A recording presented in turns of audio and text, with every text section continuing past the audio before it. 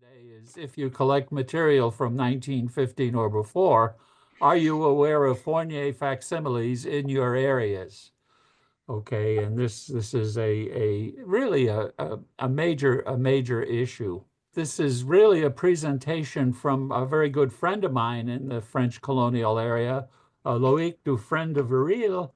Loïc he spent his career at Intel in Portland, Oregon, and just recently he retired, and he's now living in Fontainebleau in France. Okay, Loïc is French, and he and his wife have left Oregon, and they're in France now for their retirement. And this is based on a presentation that he gave for the French Colonies Society in France, which is called COLFRA.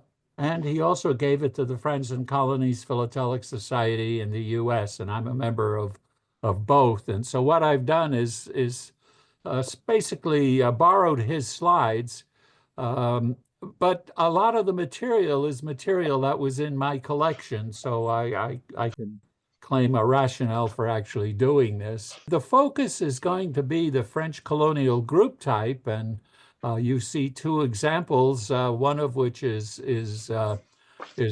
real, and one of which is a Fournier on this title slide. And hopefully by the end of the talk, you'll know which is which. And as I said, I will be presenting it based on Loic's style of presentation, so it may be a little awkward as we go on. And it's going to be presented from the point of view of the French colonies, but the real point of view to you is, are you aware of the Fournier forgeries in your area?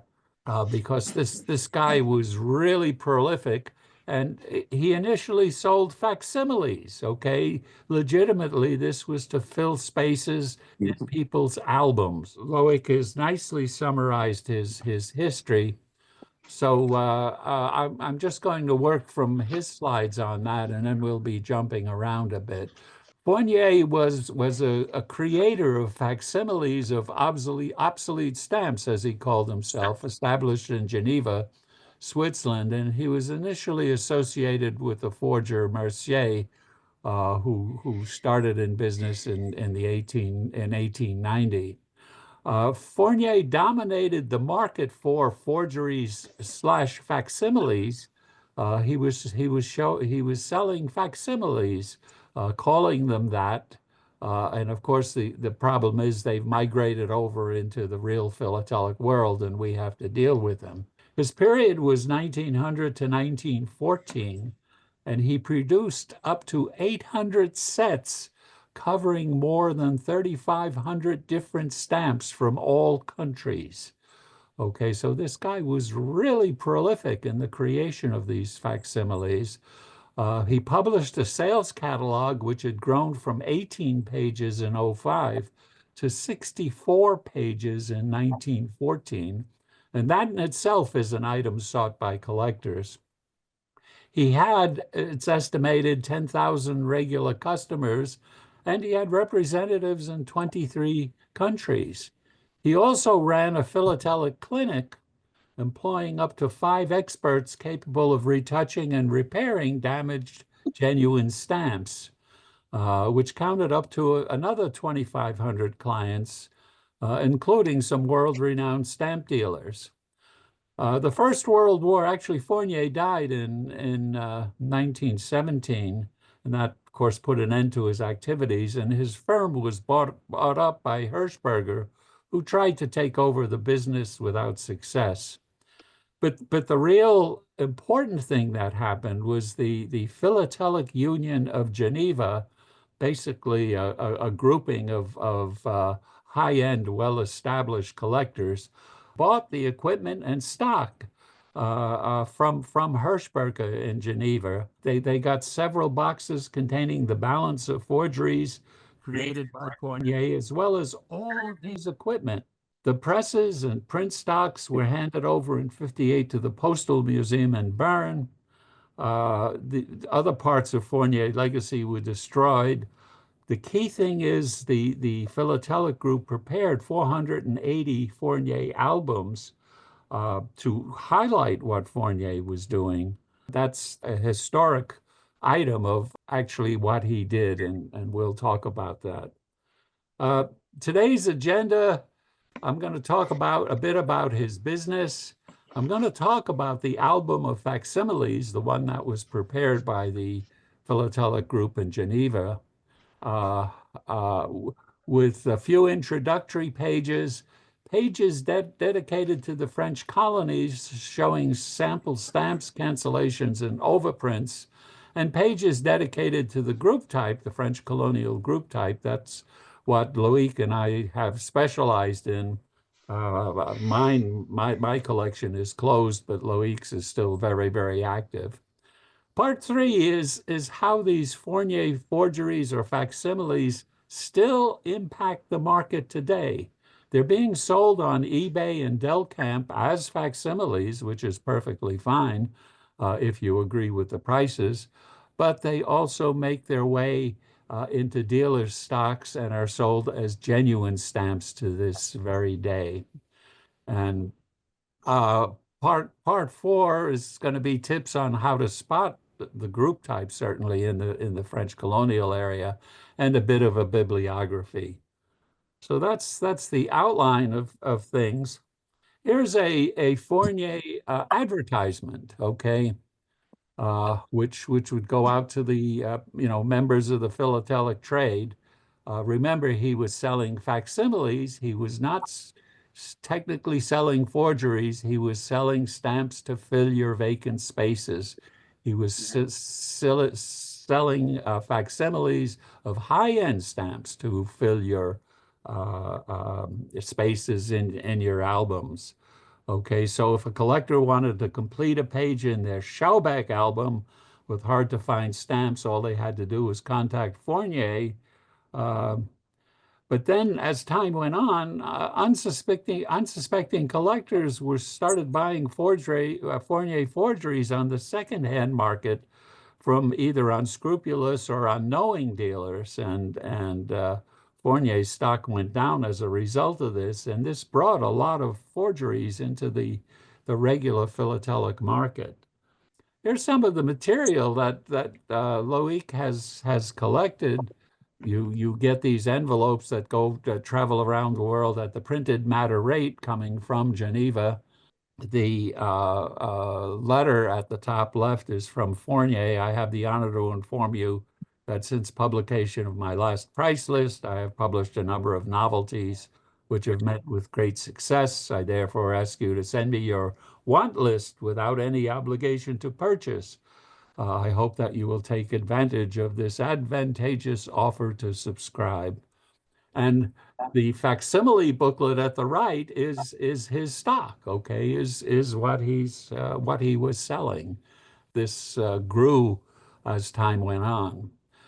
The upper right is his standard charge form for repair of real stamps. As I noted, he had 5 people working for him on fixing up damaged stamps. And top right shows one of his bills where he just filled in the amounts that were due. And actually, you could see from the top left, this carried over to Hirschberger, who tried to continue the Fournier legacy after Fournier had died. And what we have here is one of his price lists. Okay, just take a look at that. What?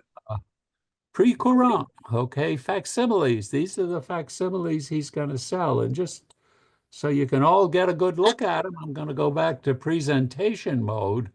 Okay, and you can see we've got, the Alsace, we've got Angola, Argentina, Austria, Baden, Brunswick, Canada, Colombia. The whole world is here. France, oh my gosh, look at the French colonies, Luxembourg, okay, Sardinia, Serbia, Württemberg, Fournier was covering the whole world. And so again, my question to everybody participating today, if you're collecting before 1915, do you know your Fournier forgeries? Here, I'm not quite sure at the upper left, these are, it says second choice facsimiles. I'm not quite sure what that means. But it's just more of his facsimiles. And the one at the right, of course, are overprints. And again, if you go down the column of countries, you see a lot of countries that lots of us collect or have collected in our philatelic lifetimes. So these Fournier things are really important. And here's a picture of the hierarchy of the Philatelic Union of Geneva. You can see these gentlemen look quite well to do and well established. And they're the ones that bought the Fournier stock and created these facsimile albums. There's a special thank you from whatever the Junior Philatelic Society at the right. Fournier is dead, but his works live after him and scattered broadcast in collections all over the world and constitute a menace to philately. Okay, and they're thanking the philatelists of Geneva for bringing all of this information into public view. Uh, this is just a snippet of Fournier's equipment that resides in the Philatelic Museum in Bern now. You could see he had a machine for printing stamps. He had a machine for printing the surcharges, the printing the overprints. Um, he had a lot of perforating equipment. He had equipment for embossing. He actually a punch to create the tax stamps of Tunisia. That's where they authorized punching holes T with a T in stamps to create provisional postage dues. There was even a machine to create U.S. grills. Wow. Okay. I never really knew about that one until I came across this. And then at the bottom, you see cliches for various stamps, overprints, and cancellations. Okay. This was all part of the shtick here.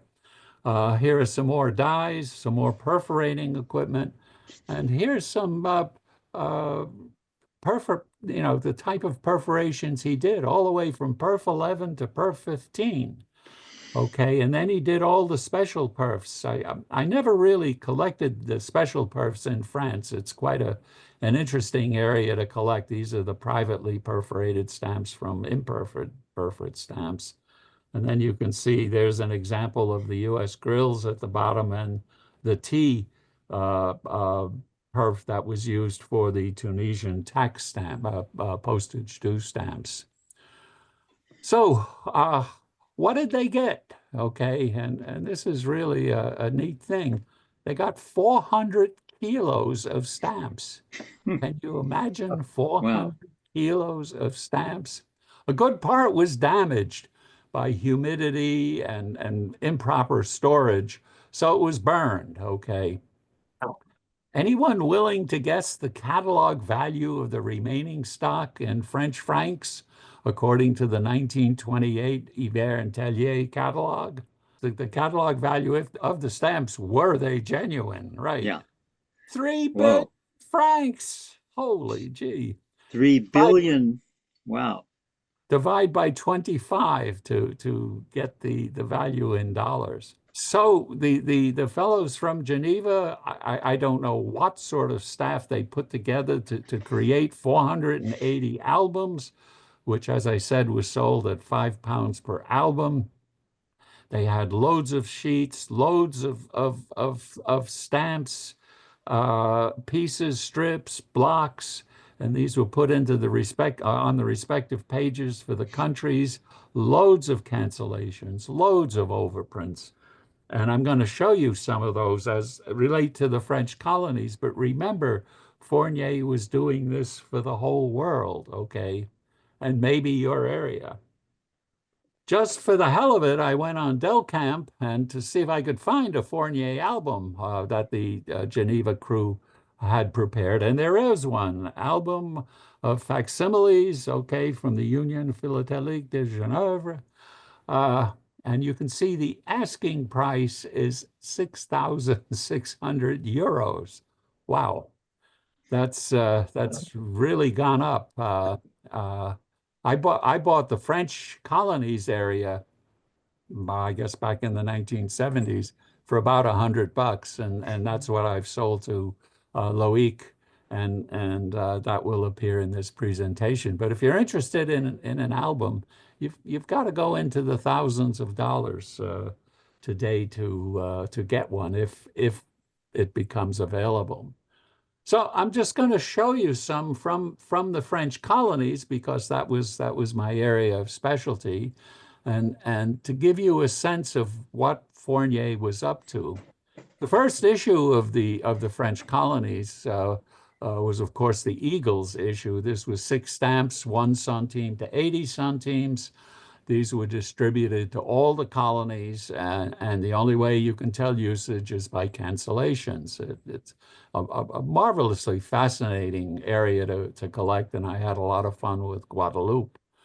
The second thing Fournier did was the block at the bottom. That's the Alfie Dubois issue, and that was the first perforated issue created for general use by all of the colonies. And you see Fournier's 25 centime version of the Dubois. And in general, his facsimiles are pretty good looking. Okay, if you're not deeply familiar with the issue or the Fourniers, you're going to miss the Fourniers and think they're real. And then we have all of the other aspects of the French colonies, which I will pass through as we go along. These sheets now, well, are the ones that I had in my collection for years that I sold to Loic, and here are the Dubois. You'll notice that when the Philatelic Union got hold of things, they overprinted everything with FAUX, faux, fake, fake. Sometimes they didn't catch it. You can see here that they did. Okay, and this was to prevent the resale of these as real stamps. And this is, you can see how he got into the Dubois set. That goes from 1 centime to 1 franc. I think it's about 13 issues. And you can see the 15, the 20, the 1 franc, the 75. In addition to the Type Dubois, uh, the French colonies also got imperfs of the Duval postage due stamps for use as their postage due stamps initially. The first pass was they got the black ones, and then in the second pass they got the colored ones. And Fournier did the high value. These are all the franc, 1 to 5 francs, both in black and in brown, as used imperforate in the colonies. And again, these are pretty good facsimiles that to the casual collector, they're going to look real. Okay.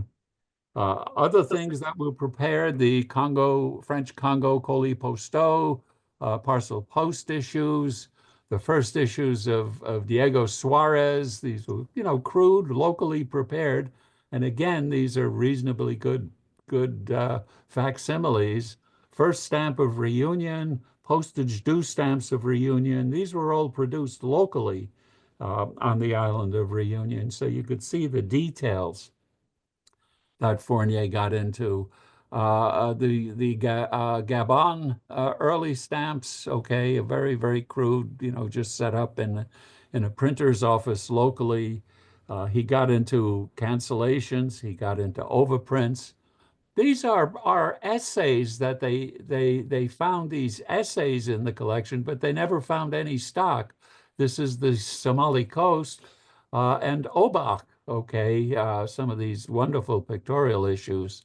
Fournier also made facsimiles of those, but there was no stock for whatever reason. And this is just to show you how Fournier got into cancellations. Okay, you have to think about this from the point of view of your areas, but from the French area, from the French colonial area, here's a pretty good looking date stamp from St. Pierre and Miquelon here. But he not only did the major offices, this is Ile à Chien, the island of dogs. That was a community of maybe 600 fishermen and their families.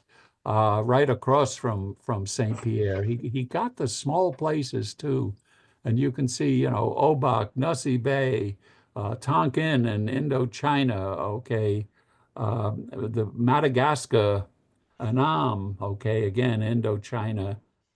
He even got the Senegal Railroad cancellation, this undulating cancellation. He worked that in. I noticed that he's got one line of German colonial cancels. Well, no, no, yeah, that was just put in there by the group from Geneva. They were working their way. They were doing colonies français. I don't know. They ran out of French colony stuff to put in, so they put in some German. There's lots of German. Okay, you're not seeing it because I'm featuring the French colonies, but believe me, there was lots of German. German colonial stamps, German colonial cancellations, German overprints. This is from one of the early pages, Annam and Tonkin. These are the overprints, okay, on Type du Bois. Additional cancels from southern Vietnam, okay, so the Saigon controlled area, Cochinchina. These are the French colonial overprints, some of them, okay, that happened to be in my package. And, between in the 1880s, on Type du Bois and Type Sage stamps, all of these overprints were created to make them colony specific. And you see examples from New Caledonia, St. Pierre and Miquelon, Nosy Bay, Senegal, Benin, Martinique. Even got the Indochina Coley Posto stamps. So this guy was paying attention to details, okay? And my favorite issue, I was a specialist in the group type, and here are a couple of the pages featuring group type. Should be noted, each album had 171 pages, ranging from Azores to Zululand. Many pages are devoted entirely to the French colonies, um, with 4 pages of group type, and then just more cancellations, okay? Just loads of cancellations that they created to create basically used stamps that seem to have proper cancellations. In 1912, residual stocks of group type for all colonies were overprinted 05 and 10. These were the most common rates in 1912. And so all the group type were overprinted to get rid of them. And you can see that Fournier even did those. That's a facsimile stamp with a facsimile overprint. Okay, none of it is real. Here's something very unusual that Fournier did. The group type issue, okay, which is this issue, there are actually 29 different legends, okay? And so Fournier created a sheetlet with all 29 legends, but of course he wanted to make it look nice. So he made it 6 by 5, and he put in 2 Sudans, okay, to bring it over to an even 30. And you can see each one is overprinted faux, so it can't impact the real philatelic market. Some more group type stamps, an Anjouan obliteration. You go colony specific, and you see what you see this stamp from Guadeloupe, the 40 centime on black on blue paper. Okay, that's a $20,000 stamp. Okay, so very few people are going to have that in their collections. So you've really got to worry about these Fournier facsimiles. Okay, and some of the Guadeloupe overprints, he was quite big in those. They were quite popular in the day. This is another one of these sheets, but it that was in my collection that I sold to Loic. And you notice it has no faux overprint, okay? It's clean, and it's got all of the legends, okay? You can see in 1892, when the issue was created, Benin, the colony of Benin, was just on the coast, so it was called Gulf de Benin. 2 years later, it was Benin. The colony was expanding, And when we reached 1900, the colony became Dahomey. So there are actually three group type stamps for the colony of Bain and Dahomey, and Fournier got it right. And of course, this creates all sorts of collecting and postal history things that you have to look out for. And here you can clearly see the double Sudan Francais um, legend to round out the sheet. This is extremely rare, and Loic is quite pleased to have it in his collection. So what's going on eBay and Delcamp today? Well, if you go to either of them and you type in the stamps area Fournier, this is what you can bring up on a typical day. Okay, we see a lot of group type. We've got Italy, we've got Liberia, we've got provisional New Caledonia postage dues with T and triangle overprints. France Classic, okay, against France Classic, Luxembourg, Spain. There are other Fourniers who get brought into this who have nothing to do with Francois Fournier.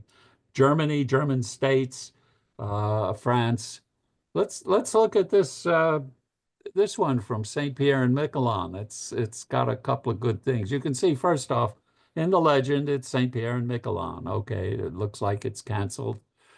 It's the 20 centime red on yellowish paper. The dye on the paper to create a better feeling for the stamp was the yellowish. And the other thing about it that I like, it gives you a good view of the cornucopia. And to me, of all the ways of telling which are Fournier facsimiles and which are real is to look at the cornucopia. If you see what looks like a fat V or a cement worker's triangular trowel, and you see a piece of fruit that there's no dividing line between the cornucopia and the piece of fruit, those are the characteristic issues, the simplest characteristic issues to be used to identify French colonial group type Fournier facsimiles. This one is really special because you notice it has an overprint, some kind of overprint, 1853 to 1903 on it. In 1903, in New Caledonia, they celebrated 50 years of French rule of the colony, and they tried to create a new group type issue by overprinting the New Caledonia stamps with the Kagu bird and a notation 50th anniversary 1853 to 03.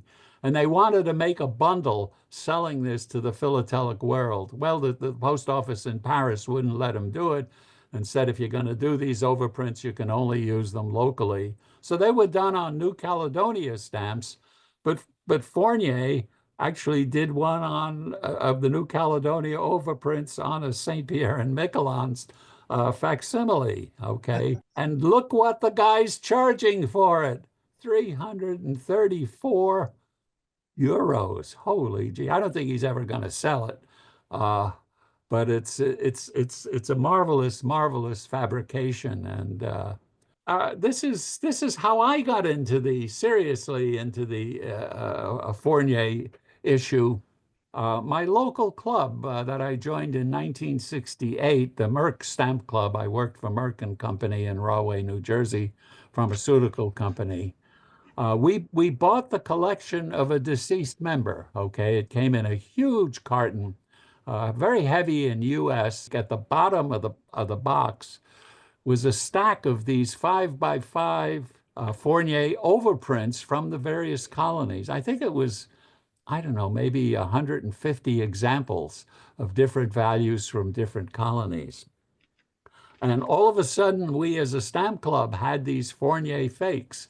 According to the information that reached us, the owner's father was a stamp dealer in Syracuse, New York in the 30s, and these were part of some litigation on fraudulent stamps. We don't know any details beyond that. So what we did as a club, and I'm not sure I'm happy about this now, but we tore all of these sheets into strips of 5, and made stacks of strips of 5, overprinted them faux and fake with a little hand stamp, and gave every member of the club, which was about 60 of us, a big stack of strips of 5. And of course, we tore up all the sheets we had and took them out of circulation. Fortunately, one of our other members had bought 25 of these sheets from the member who died before he died, and he sold them to me. So I was able to get my hands on 25 sheets of the Fournier facsimiles from various colonies that I kept for quite a while. And then I started selling them slowly on eBay and Delcamp. And they would bring $25 to $75 per pane. So that was quite nice. And this established quite clearly how Fournier printed these up in panes of 25, okay, with a separate run through the presses to put the name of the colony into the picture. Because of I had started putting information in the literature, the Francis Colonies Philatelist, on this, and it turns out one of our members had Fournier fakes that were imperforate with no legend, okay, but yet they're canceled by different Fournier colonial cancellations. And he sent me scans of them, and I did an article on them in the Francis Colonies Philatelist. And I gave Loic my copies, the scans I had. I don't remember the name of this fellow. It's in the literature. The literature. I don't know what happened.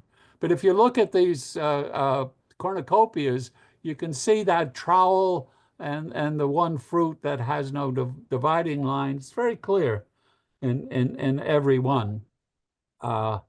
So these exist imperforate without legend too, and that was something we didn't know. Fournier also made perf varieties. Okay, you want a perf variety? Well, an extra row of perforations. There it is. Okay, and he even got the New Caledonia provisional T and triangle overprint for use as due stamps. And they did some perf varieties on that one too, just to create a little more excitement in the market. You got to remember, as these collections passed on, of course, the knowledge of what were and what weren't Fournier forgeries disappeared, and this stuff started making its way into the genuine literature. Here's an example of what we think is an attempt at a proper piece of postal history employing a Fournier fake.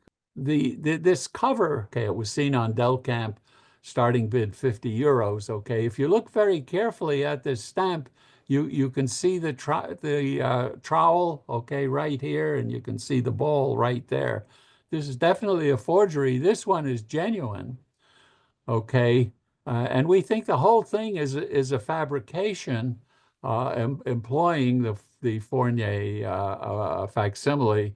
Why it's messed up like this, we don't really know. Loic made the comment that this doesn't correspond to any standard rate. That's actually not true. It corresponds to 5 centimes was the printed matter rate. This was the registration rate. So technically, this is registered printed matter, which you see with a certain frequency, but it doesn't have the R for registration on it.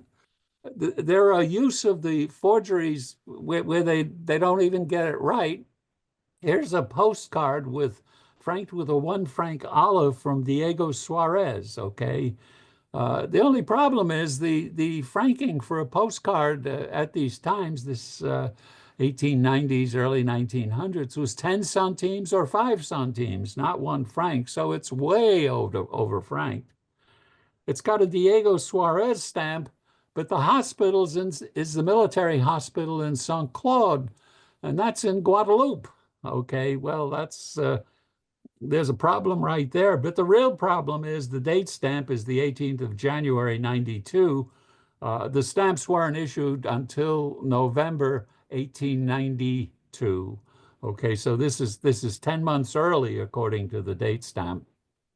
And the earliest recorded usage of group type from any colony is December 1892. So this is a total fabrication, but it was being offered someplace. So authentic or fake? Okay, this is Loic's slide. He said it's like a game. This is the real stamp here. Okay, this is the Fournier facsimile here. The quality of the real stamp is just much, much better. Okay. If you look at the dots that are part of the background, they're generally evenly distributed throughout the stamp. And you could see in the Fournier, they got a little, sloppy here and here. It's just not as well executed. But here's my favorite spot here, and the one I always go to. The perfs are not right here too, if you want to measure perfs, which I normally don't like to do. But here we can see the ball, the lack of a dividing line, and most of the V. That's the thing you look for in these Fournier issues. The Fourniers are easy to tell from the genuines if you know a little bit about the issue. But if you're just generally looking at them, they look pretty good. This is a standard tell-all that has been published in some of the really older literature. And this is the genuine, and this is one example of the Fournier facsimile, and this is another example. But again, you see this V, the fattened V, and the ball as the easy things to say. This is well documented in the French colonial philatelic literature. So here's a bibliography of stuff you might be interested in to get at more of the Fournier information. The one I want to highlight here, I mean, we can't really afford one of the Geneva Group's albums, but we can afford this copy of one by Lowell Ragatz. He was a student of forgeries in the 60s and 70s, and he prepared a copy of one of the Fournier album that he had in his possession and sold it. I think it was at $15 a pop. And I was lucky enough to get one of these. He had passed on, but his wife was still selling things, and she had a stock of these. So I got my copy of the Ragatz copy of the Fournier albums. You can see I put my name up here to keep track of that, and you can see one of the pages, and the Anaman Tonkin, and you can see the Tonkin cancels, and whoop, we had some space here. They didn't have anything else to put here, so they put Spanish Antilles, Anam Antilles Español. So they were keeping it going alphabetically. So that's my story. If anybody is interested in a chapter on the group type, this is my first publication from 1984, June, The American Philatelist, with Robert G. Stone. Bob was one of the deans of French colonial collecting. He had about 300 published papers on the French colonies, 7 books on various areas of philately. He was a signer of the Distinguished Roll of Philatelists, et cetera, et cetera, et cetera. And he asked me to join him in co-authoring a chapter for the APS on collecting the group type and everything we knew about it until then. So I'm very pleased that he asked me to join in on this. It's mostly my material that's shown in the chapter, but of course it's Bob Stone who is really leading the day. And finally, the Grabowski guarantee. Okay, if you call up any French colony that issued the group type in an eBay or a Delcamp search, you will find facsimiles being offered as genuine stamps. That is still the problem. So many dealers, so many collectors cannot tell the Fourniers from the reals, and so especially the group type Fourniers. I did Anjouan the other day just for the hell of it, and I think I did it on eBay, and I found 15 examples of Fourniers being sold as genuine stamps, and some for good money, 25, 50, $75. Okay, for fakes. I used to send the guys a cartoon of how to tell them, but I just got tired of doing it, so I don't do it anymore. So that's the story on Fourniers and the warning that, know your Fourniers. You'd have to check in his one of his facsimile books, okay, that the union prepared.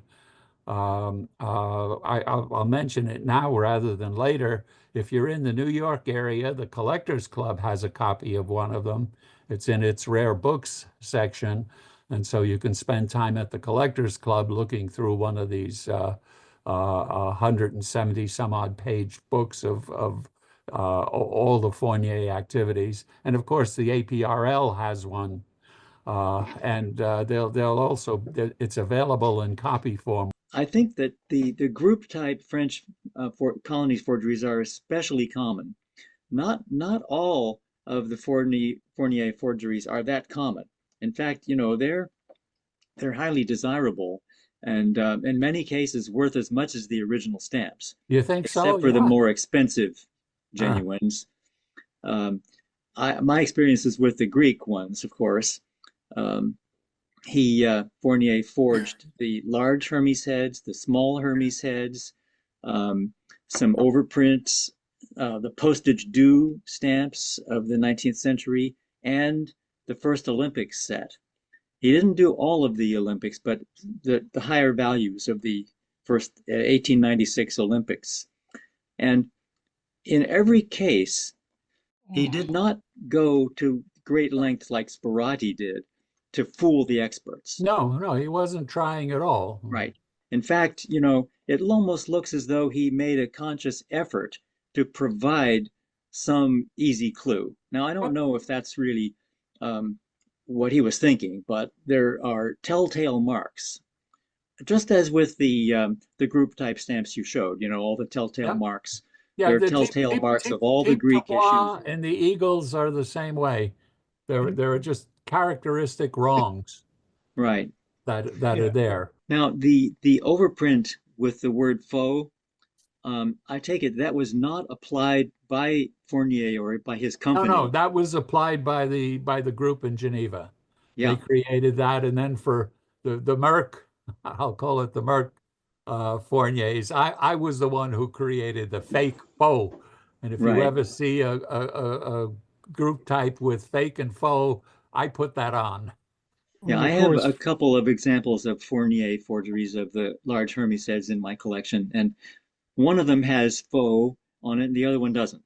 Yeah, So, it's not a universal feature. yeah. You're not sure. I mean, well, the one without it may have, Fournier may have sold that to a collector, and it worked its way from that collector back Hmm. into another dealer's stock, and it just, Right, it missed the Geneva group and made it out into the market.